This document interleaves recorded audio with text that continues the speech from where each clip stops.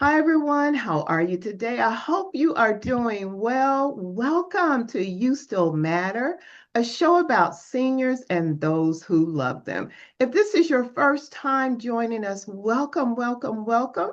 Thank you for being a part of the You Still Matter family.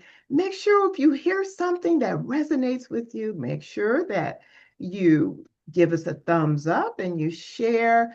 But listen, I am so excited. We know that February is Black History Month, right? What a way to start Black History Month and one of our own Black history legends. You may or may not be familiar with him, but if you're not, you will remember him by the end of this video.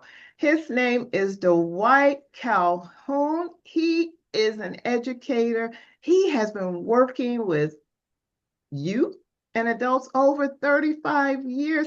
Hello, President Dwight Calhoun. Hello, Donna. Let's get started. Oh my gosh, how are you? I'm well, I'm doing good. Good. It's great to see you again. I'm so excited. I know that I interviewed you for another platform last year, and when I learned about you, I was so excited because of a program that you did with your grandchildren. And of Yes. course, we know that we have grandparents that watch us. We have young grandparents. We have maybe more mature grandparents, but I Mhm. was so excited to hear about what you were doing. So we are going to just jump right in and get started on how we can certainly encourage our grandparents and how Yes, they can encourage their grandkids and so absolutely. on and so forth. Absolutely. I tell you what, I'm gonna just go ahead and jump in because I want to set the backdrop and why specifically I chose grandparents. Yes. Being a grandparent, I realized the attachment and the love and the relationship between grandparents and their grandchildren. Now, everybody, we would say, I would die for my children, but I would kill for my grandchildren. And being a grandfather, I understand why. And it's much deeper than just the love attachment. To me, you can kind of see yourself in them. You see your future. And the old folks used to say when your parents get old, do not put them in a nursing home, leave them in the room because when the grandchildren would come over, that would give them life. That is a fact that within itself extends your grandparents' life. So with that being said, I start looking back on the relationship between children and their grandchildren. Here's some of the backdrop. When we took the move up north during the Great Migration, the parents would always send their children back to their grandparents during the summer. And I was like, wow, what is this all about? Now I realized it was the grandparents that gave us our foundation of learning, not just learning, but education, not just education, but knowledge and wisdom that still stay with us for the rest of our lives. In a farmer's term, we would say they seeded us with all the necessary things that we need to do, need to have to grow into mature and intelligent adults. So this is why I start my program with grandparents because I think that gap was closed during my generation, which is Generation X. That's when we stopped passing on the knowledge that our grandparents had poured into us, and we stopped passing it on to the next generation, which is Generation Y. So this program is specifically built to fill that gap of knowledge, love, self-esteem is what our children don't have. They have the knowledge, they have access, but they don't have the self-esteem. And that self-esteem factor came from our grandparents. So this is the backdrop of why I want to speak directly to the grandparents.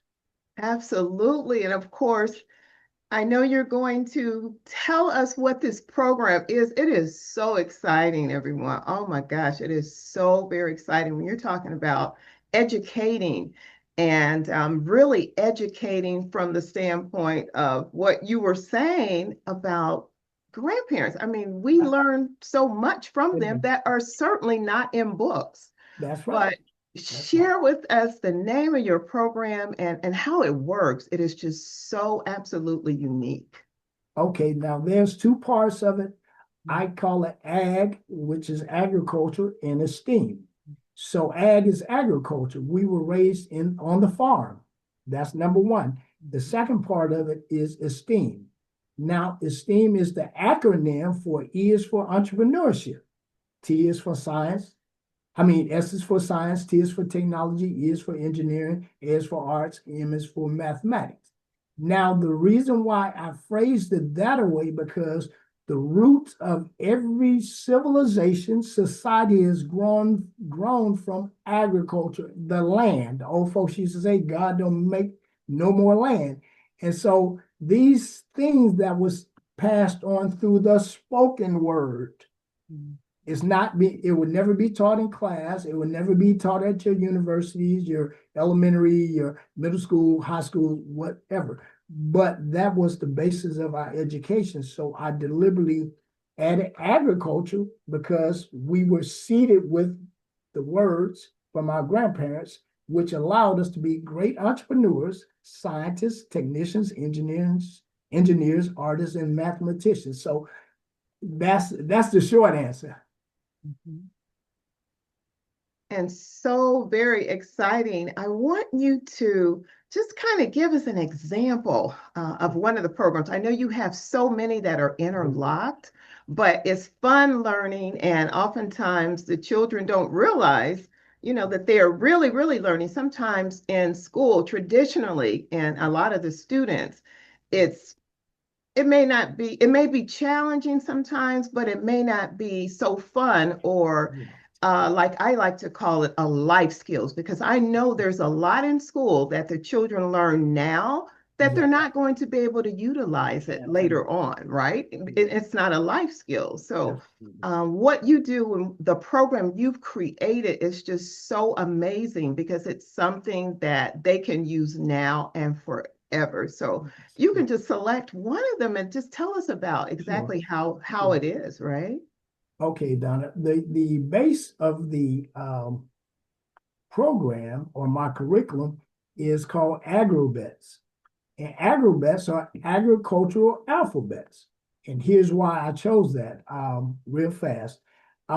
Everyone was talking about investing in Wall Street. So I went on to look at the information on Wall Street, and I did not understand not one single thing. So I said, as an educator, how can I teach children something that I don't even know? So I had to break it down to its least common denominator. So if we are to teach children how Wall Street works, we must start at the least common denominator, which is the alphabets. And it's based in agriculture. So as I was teaching and learning and figuring this thing out, Donna, I realized that the economic system and natural science is one and the same, and it's based in agriculture. For example, the first alphabets, and by the way, I use the formula five. So if you understand the first five, you would understand the concept of how all money work. If you want to say currency, call it whatever you want, cryptocurrency, greenback, or whatever, it's still a currency. Anyway, so A was agronomics. All things that are being sold on Wall Street comes from the land or the earth, and is generally comes from a farm or agriculture. So that's A for agronomics.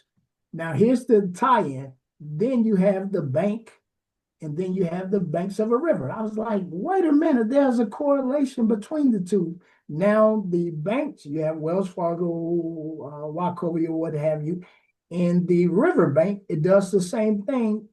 They are walls that direct the current or the currency. I said, wait a minute. So the currency flows through the bank and leave a deep deposit into your local economy, money, ecology, or environment.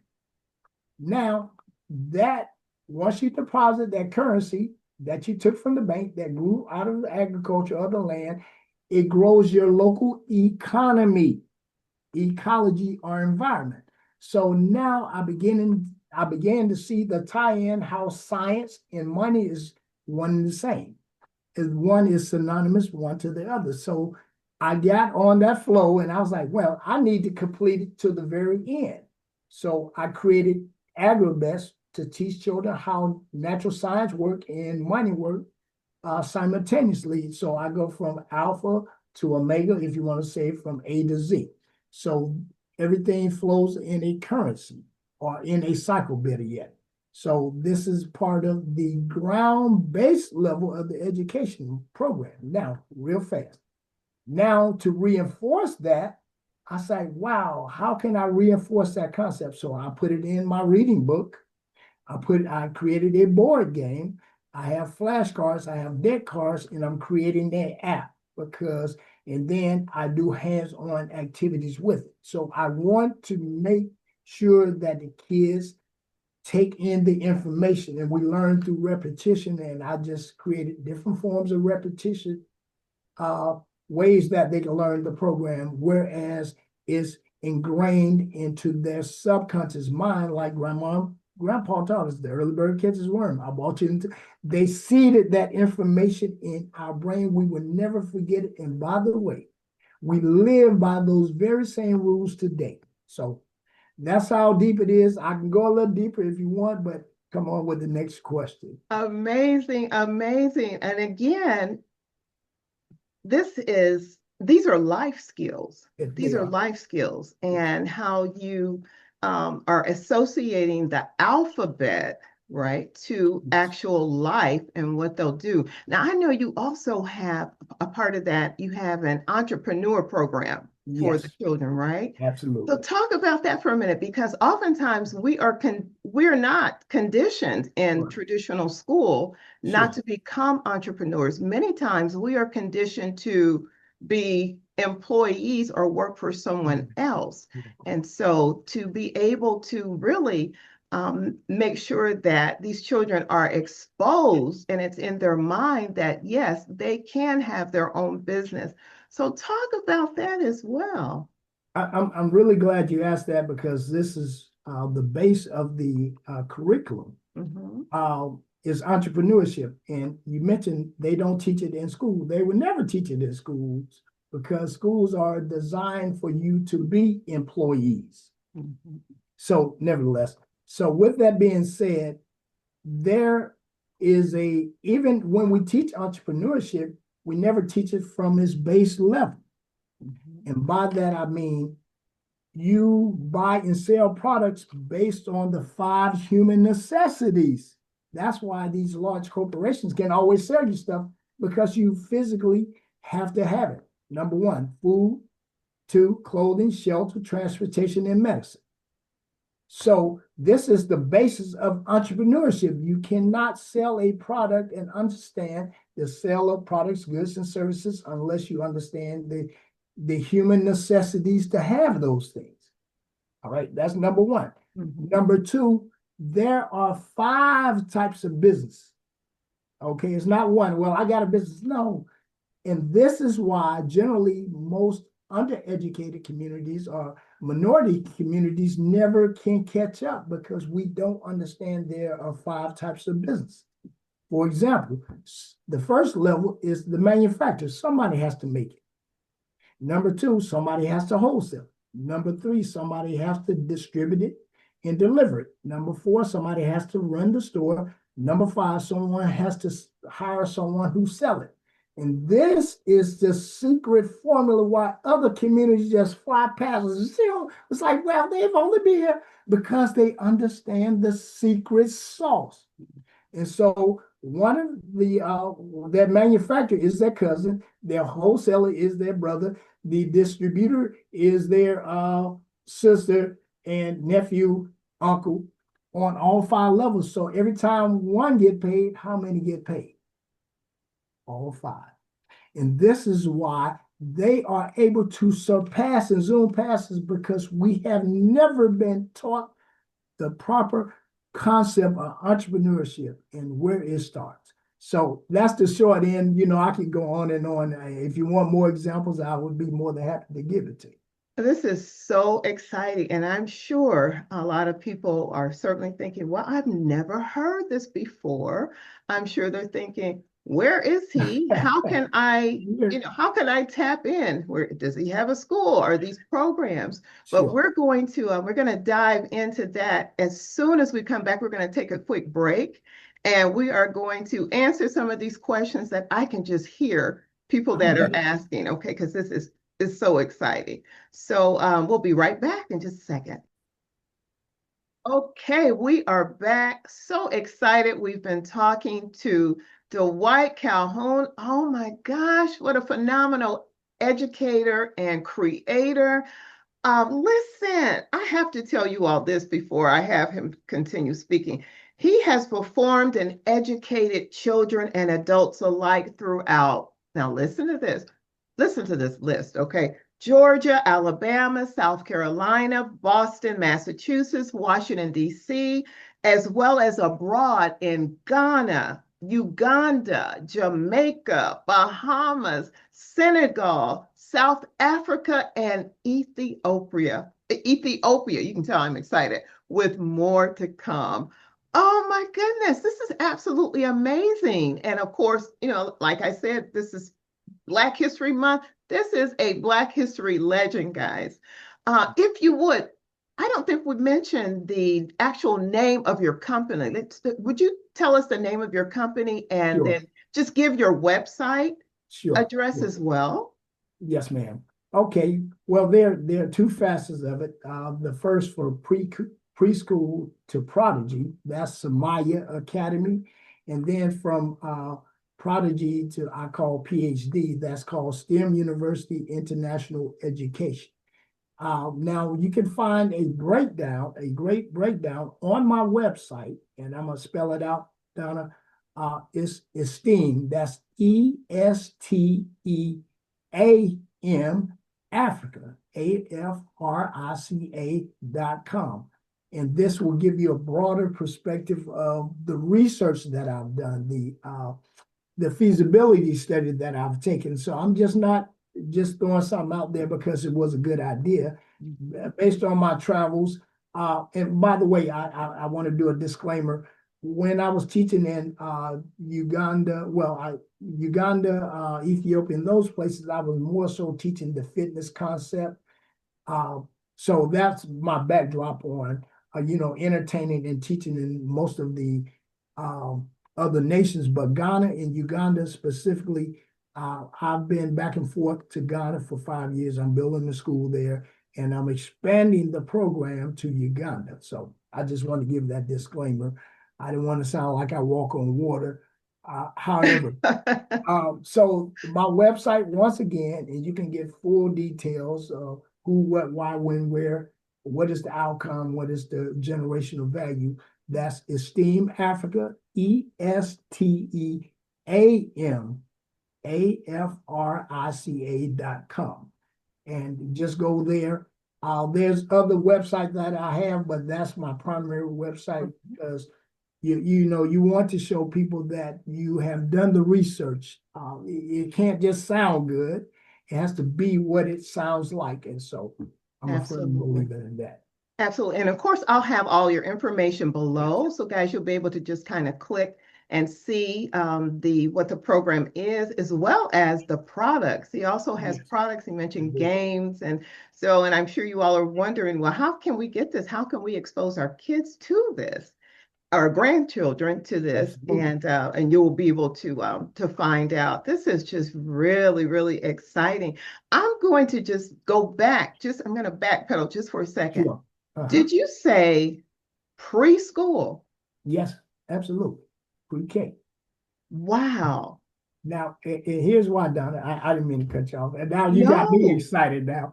And I just kind of bursted because no, I want to get as much information out there. And, absolutely. and I say pre-K because it's a long story, but after I had a major stroke, I Mhm. could not, my cognition went bad. I had lost my short-term, long-term memory, whatever. But I realized the only thing I firmly remembered was the things I learned in pre-K.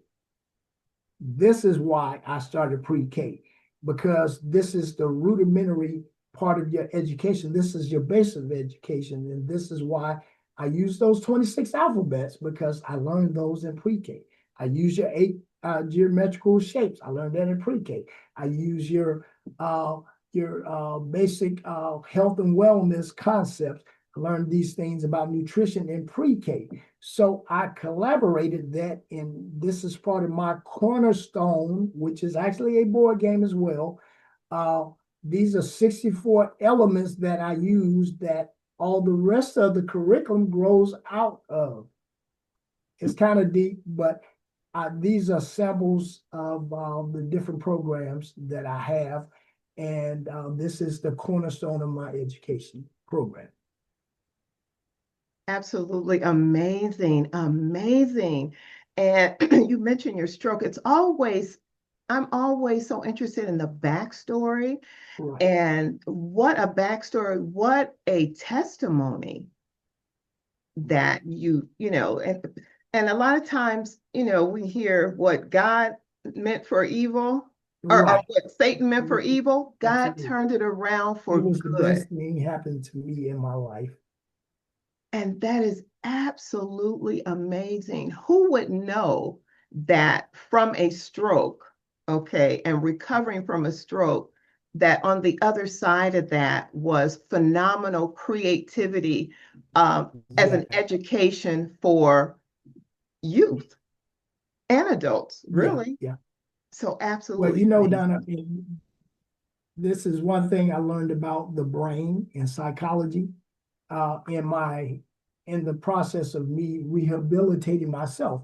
So, funny thing, they said when God closed one window, He opens up another. So, what happened when it closed my the right side of my brain, which uh, was responsible for my cognition, it opened up the other side of my brain, which opened up my creativity.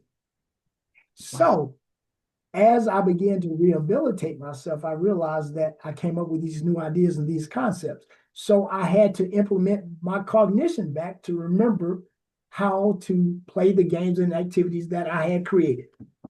Funny. That God knows that's the truth if I've ever told it. So that's the power of the brain, because your subconscious mind never forgets anything. And the things that are poured into your subconscious mind at pre-K and prior to, you can never forget it. It's just a matter how you go back into it to pull it out. So those are some of the triggers that I learned. And so this is why I firmly understand why grandparents said so many times the same thing repetitiously. Mama said it, the preacher said it, Big Brother said it, the people in the community said it. So we learned it repetitiously, not ever being written down. So this is the power Mm, of grandparents. This is the power absolutely. of our people. They passed the spoken word for thousands, if not millions of years to us today. So it's really deep, but this is the basis and the foundation of my curriculum. All I'm doing is re-exposing what was taught to me, Donna. Absolutely amazing. This has been such a wonderful and delightful conversation. Thank you so much Thank you for for the what opportunity. you do, what you are doing, what you have done, and of course, what you will continue to do to Will. impact our students. And of course, we know, we always hear our students are the future, and Yeah, absolutely. And when they're being impacted in these that's types right. of ways, it's absolutely Absolutely. amazing. And I know, through your after school programs, just so many different ways that our children are learning.